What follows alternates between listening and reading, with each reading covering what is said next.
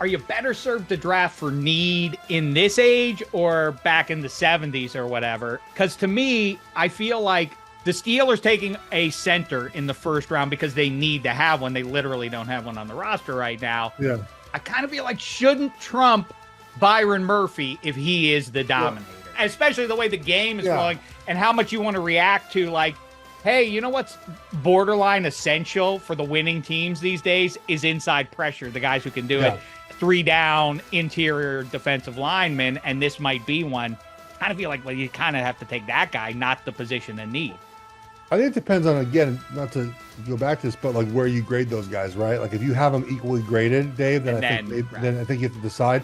But my only point about, I made this about the Steelers, for example, but really the center position, was we talk about the value of that position. Like, is it as valuable as other positions?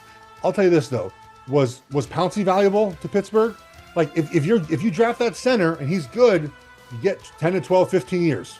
It's pretty good value, right, Dave? Like, well, yeah, well, that's, I mean, people are upset. You know what? People get to be known for positively, teams get to be known positively and negatively for certain attributes. That's something, as a fan of certain teams, I love the consistency of the way teams win. People, you know, in Pittsburgh, people love, like, dude, Steelers, they play defense and they run the ball. And it does feel like, to me, Khan, Tomlin, Weidl really do want to do exactly that.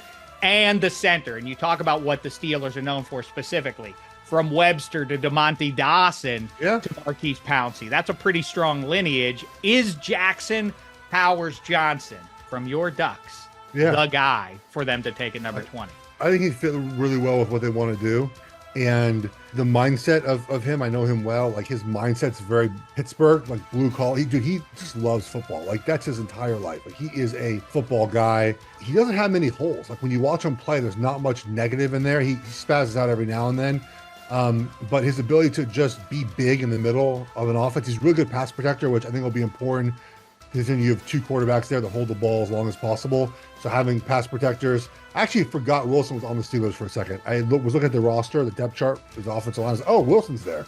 As it settles in, you've come around, right? It's going to be Fields ultimately, right? I mean, maybe not week 1, but I bet you by week 8 or so it's Fields. No, you say it's going to be Russ. Well, I mean, maybe by week 8, but then your season's lost by then if you go to Fields, in my opinion. True, that's my concern.